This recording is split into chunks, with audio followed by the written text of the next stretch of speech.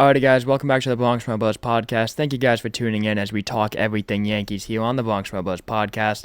Got a loaded episode for you guys today. There's so much to talk about in the world of the Yankees. I know it's been a while since the last episode. I have been incredibly busy, unfortunately. It's not an excuse, but just so you guys know.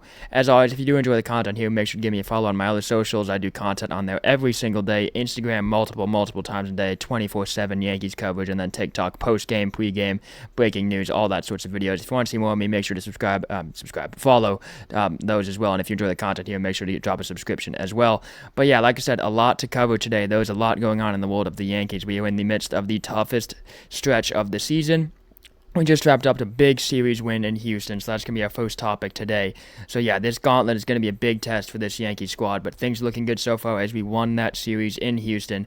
But yeah, let's get right into it. Not going to waste any time. Let's go. Okay, so that series in Houston, we did what we needed to do. We got out there and we win 2 out of 3. Should have been 3 out of 3. I'll talk more about the umpires in a second. But overall, the offense has been very good. We are one of the best offensive teams in baseball right now. We go out there and we go up against a very good pitching staff in Houston. That is their strength, right? They are a good pitching team. They're not great offensively, but they can pitch. And we go out there and we put up a good amount of runs off some very good pitchers. You know, we put up 6 on Valdez. We've owned throughout his career, by the way. For some reason, we just see him well. The offense took good at-bats the entire time. We got to their bullpen early.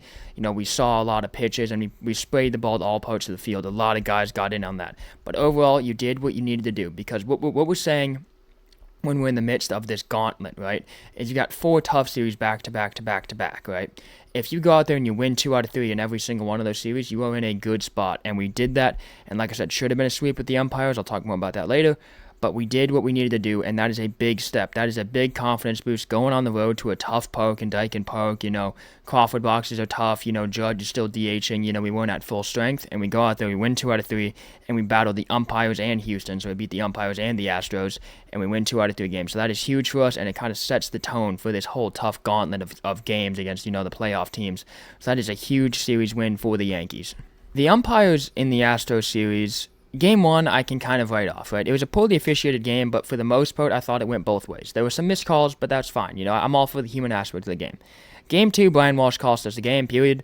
There's no two ways around it. He's a Red Sox fan. I'm sure you've all seen the, image going around social media. But he cost us the ball game. He took a win away from the Yankees. That 8th inning, Devin Williams should have had a scoreless frame, and he missed 4 calls at least. Devin Williams would have had a scoreless inning. And not only does that affect the fact that we lost the game because of that, because think about it, if he makes the right calls, we're turning the game over to David Bednar with the 1-run lead, so you like our chances to win that game.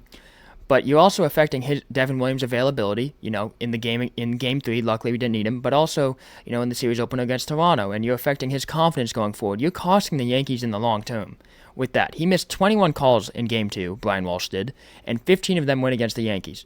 It's the situations they came in that bothers me the most. 21 calls is bad, but it's nothing like, it's a horde. But it's the situations they came in, and almost all of them were against the Yankees, right? Most diabolical among all is that 9th inning when he takes the bat out of Jazz's hands on that horrible strike 3 call to end the game. We should have Jazz on first base, and we should have Giancarlo Stanton as the winning run at the plate, despite all the BS he pulled in the 8th. We should have Giancarlo Stanton, one of the hottest hitters in the game, at the plate with a chance to win the game for the Yankees, even with all the stuff he pulled in the inning prior. And then, we lose that game. You're like, this is annoying. That's BS, everything like that. You go to game 3. He's at third base. You're finally like, all right, we don't have to see any of that idiot again. He's not going to cost us. And he tried his best to cost the Yankees the game again today. Again. Helen Keller could have made the call with McMahon at third base. I said that on my TikTok after the game. McMahon comes up with the ball, he catches it, he's bringing it up, it's almost in his hand, and he drops out of his hand, and he calls it not a catch. How inept are you? Like, how incompetent can you be? You are a major league umpire. That is clearly biased. I hope it's not the fact that he's a Red Sox fan and he's trying to screw over the Yankees, because that's a bad look for baseball. But you can't look at the calls he made in that Astros series and say that he is not trying to screw over the Yankees. Because that's not just incompetence, that is heinous. Something needs to be done about that. He should not be officiating again, but he's on a plane to go officiate again. There's going to be no repercussions. It's not even going to be looked at. It's considered, human, umpires are human too. Something's got to be done about that. MLB needs to do something. I mean, it's ridiculous. And that's all I'm going to say about it. I didn't even mention the balk he called from home plate. That's not your call. It wasn't a balk anyway, but, I'm not even going to mention that. Something's got to be done about that. Brian Walsh tried his best to cost the Yankees the series. He cost us a sweep, but we ended up winning 2 out of 3, so you can't complain too much, but something has to be done about him. That is a disgraceful, heinous series from Brian Walsh and the entire officiating crew. I mean, he had no right to throw out Devin Williams or Aaron Boone either after all the stuff he pulled. I mean, just horrible. That's all I'm going to say about it because it's going to piss me off if I talk about anything more. Now that I had to talk about something so negative in the terrible umpiring, I wanted to bring up something positive, and that is the fact that the Yankees have the best offense in baseball. I mean, we have 6 guys over 20 homers now that Wells hit his 20th homer in Game 2 against Houston. I want to bring up some stats here. Our production is pretty much unmatched. It's truly remarkable. Like I said, 6 guys over 20 homers, and we're going to finish with 8 because Stanton and Volpe are going to get there as well. And then we lead MLBs in homers, RBI, runs, slugging, OPS, and walks, all by a pretty large margin, and we're also top 3 in on-base percentage in all of baseball. That is comprehensive. Like, our offensive firepower is unmatched within the entirety of Major League Baseball.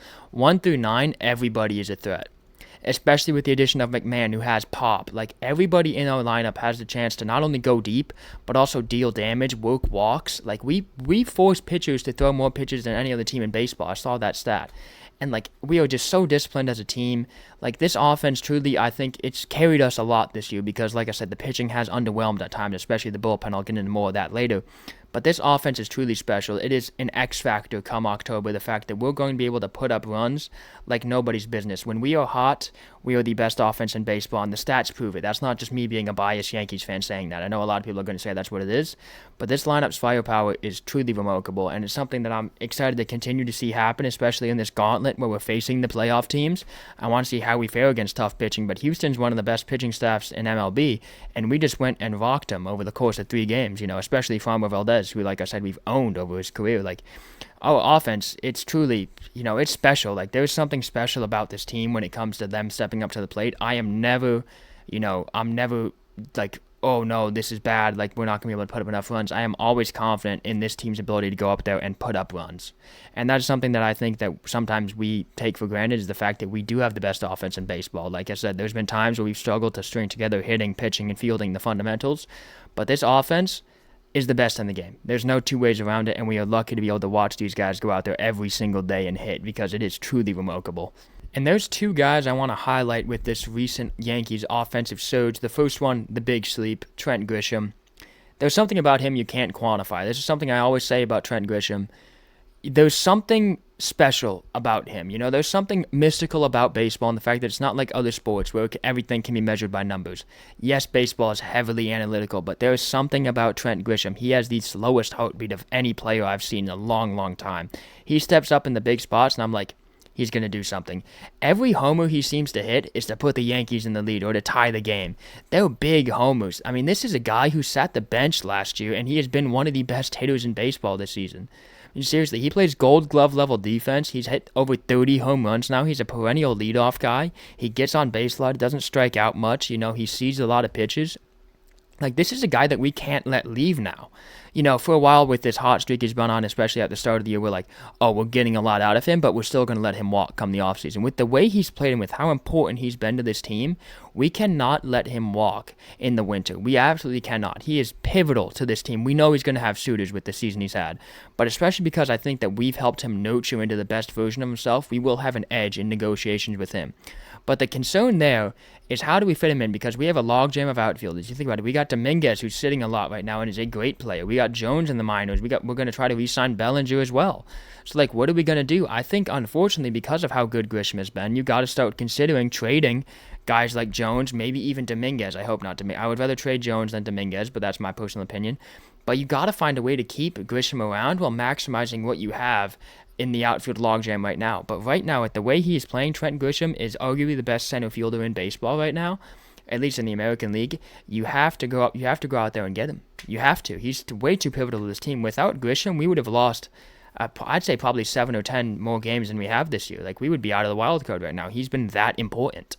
And then Austin Wells has been heating up lately. For the vast majority of this season, he has struggled. He has been striking out a lot. There's just been a lot of swing and miss. He hasn't looked like the same player we saw at the tail end of last season. But in his last 7 games, 381 average and a 458 on-base percentage. Those are ridiculous numbers. In Game 2 against the Astros, he had 3 extra base hits. That's a career high, a homer and 2 doubles. Like, he's just seeing the ball better. It's clear.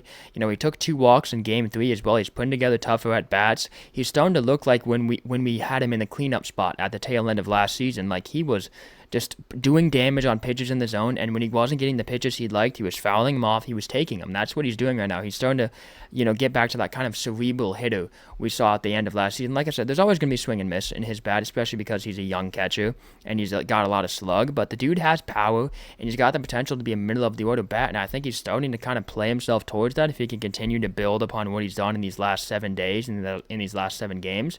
This offense could be about to take off to a level even higher than it is right now because of how important he was at the end of last season as well. And for the most part, like I said, he's been quiet this year. So you add that back in the lineup with guys like Rice, Grisham having breakout years as well. Like I said, this lineup 1 through 9, it's lethal. And then McMahon had his best offensive game as a Yankee in Game 3 against the Astros. When he came over, I feel like there was a sense of that he was trying to do a little bit too much. Like I said, he's always going to get a pass because of how good he is on defense. But offensively, he struggled a little bit once coming over. He had a little bit of, a hot start at the plate, but then he quieted down heavily for, the last couple of weeks. But in the last week or so, in the last couple of games, he's been seeing the ball better. He's been doing a lot more damage. I think he's just starting to settle in a little bit. A lot of times I feel like as fans we forget that these guys are humans too. Like changes of scenery, changes of who you're around, the stress levels of these games, they can all affect a player vastly. And in a game where mentality is so important, where the little things matter so much like baseball, that can mess you up as a player. But he's finally starting to get it together. There's some serious pop in that bat. We don't need him to go out there and be Barry Bonds. We don't need him to go and be an Aaron Judge or a guy that hits 40 homers, right? We've got those guys. We've got Stanton, Judge, Rice, Grisham. We got threats. We need him to be above average above league average production offensively, and he will be an absolute force because of how good he is on defense. His value is already sky high. If you can add in above average offense, he's going to be one of the most productive third basemen in baseball. But I wanted to kind of interlude this episode. I want to talk about the Yankees pitching in a second. I want to talk about some general things we saw in that series against the Astros. There's 2 big ones. These are kind of Astros topics, but, it was against us, so I feel like I have a right to talk about it. The Framber Valdez-Cesar Salazar cross-up incident. That was so bizarre to me. The funniest thing is he after the game, they closed the clubhouse, the Astros did, and Salazar came out, and they both came out and they said it was an accident, and Framber said he apologized. That's some BS. That was the most intentional cross-up I've ever seen. Even the stare down from Salazar, really, dude? And it was like, Grisham did damage. You left that sinker, center cut, dude. That's not Salazar's fault. And I think that's going to hurt Framber's, value in the offseason because, teams are now seeing this guy's got, something's off in there. And, that's just a dangerous thing. You've got guys, you can do ligament damage to thumbs. That's right in the sternum. That hurts. That's going to leave a bruise. That can seriously hurt someone, dude. But people don't realize how fast 93, 95 is, bro. And when someone's doing stuff like that, it just looks bad on the entire face of baseball. Framber, you're supposed to be one of the hottest free agent pitchers in this upcoming window. You should be ashamed, man. And I hate the Astros. Everybody hates the Astros. They're cheaters. But that's just a bad look on baseball, man. You got to be better than that if you're a Major League Baseball player. And that's all I'm going to say about that. But that's just disappointing to see. I'm glad nobody got hurt because, like I said, I hate the Astros, but catching's dangerous, man. Catching's hard enough as is when you know what's coming. And when you don't, man, it's tough. So luckily Salazar, everything looked good, but that could be thumb damage. That could be bad. So Framber, you should be ashamed. But, I'm glad you gave us the grand slam. Thanks for, pitching tragic against us once again. So cheers, lad. And then the whole thing in Game 3 with the bat, right? I've been around baseball my whole life. I've seen a lot of wooden bats. I've watched MLB my whole life. That is not normal for a bat to just, first of all, the label's raised, and then it's not normal for a bat just to shave off like that. Something was tampered with that bat. Obviously, it's not like a corked bat or anything like that. They're not stupid. The Astros, they're cheaters, but they're not blatantly, idiots. Right, but something was messed with that bat, so it'll be interesting to see what they find because these guys, the Astros, such a weird organization, man. Why do you cheat, bro?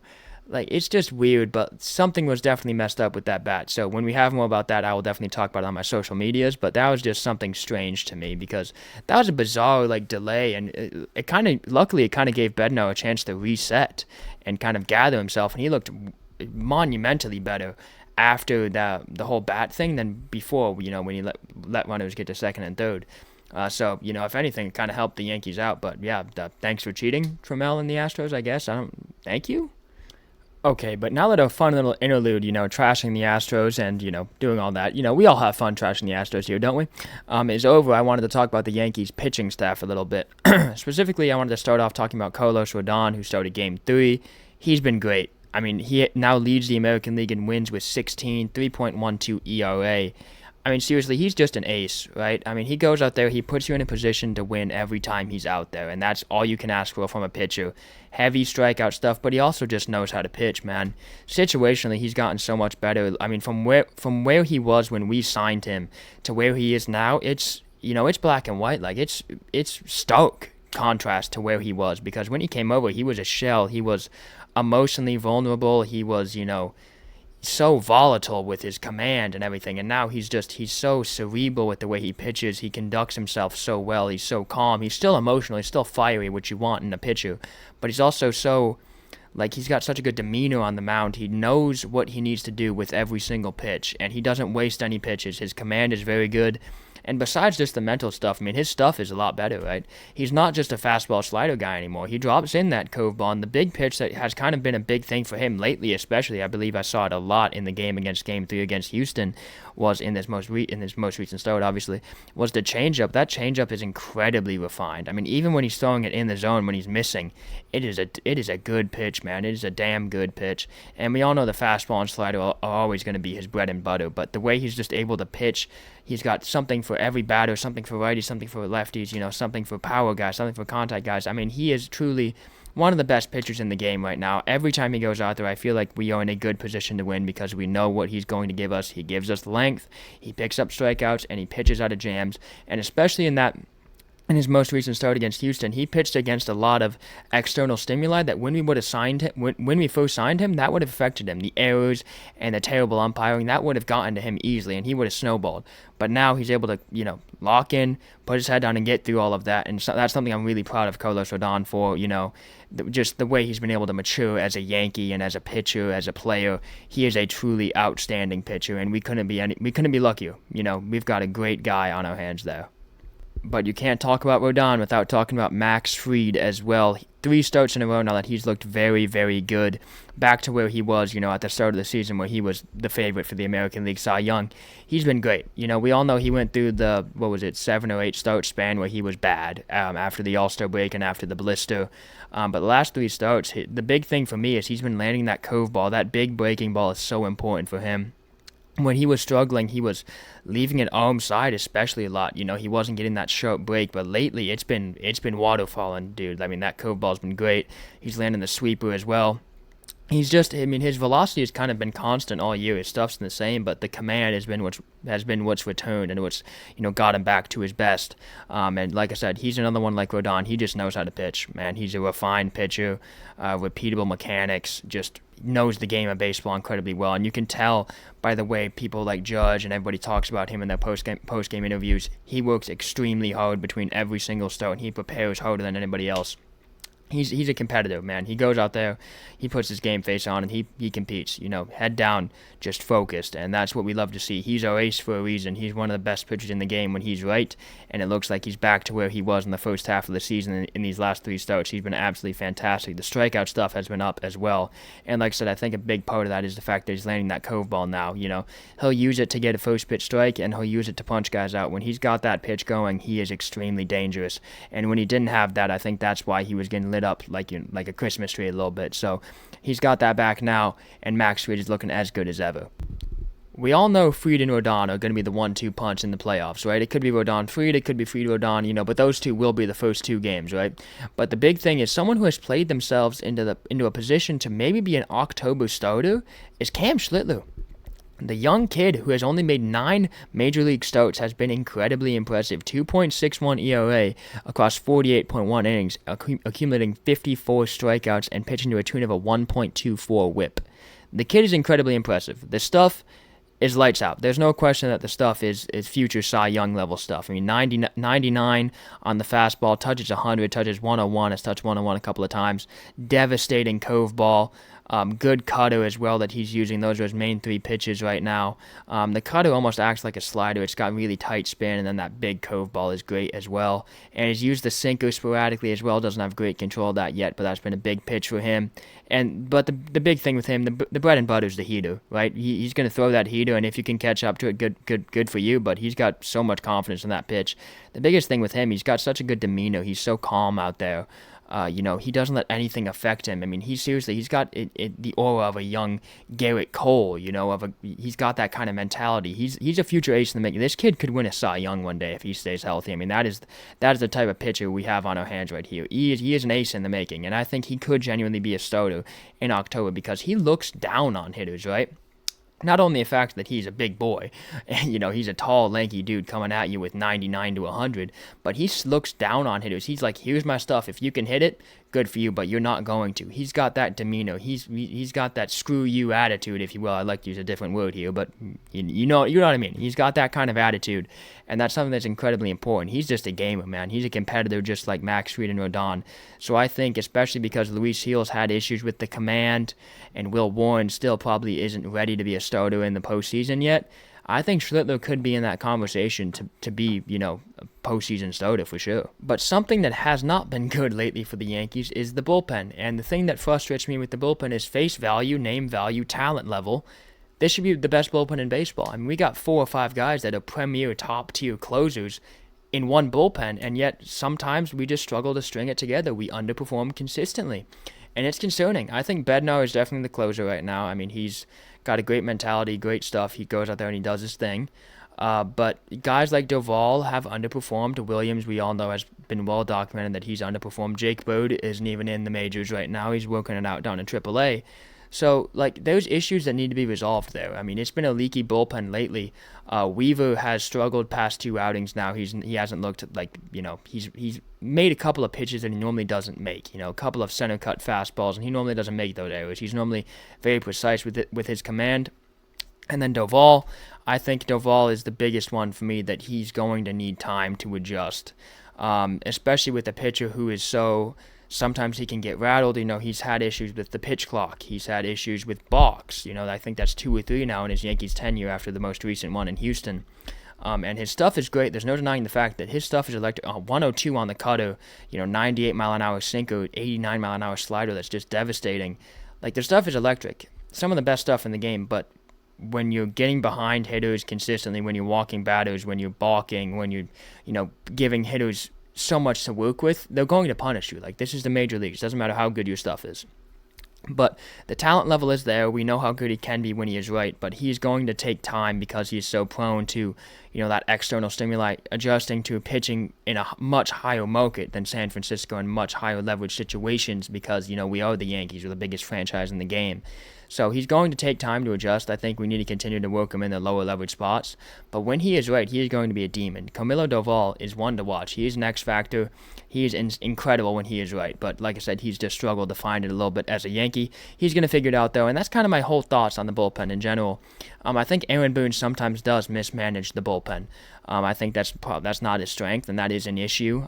We've seen it. It's cost us. I'm not even going to mention the World Series, but it's cost us big time throughout his tenure. So that's something that I hope he improves on. But end of the day, we need our guys to perform better. We can look at Boone all we want, but we have the talent level to go out there and be the best bullpen in baseball on any given night.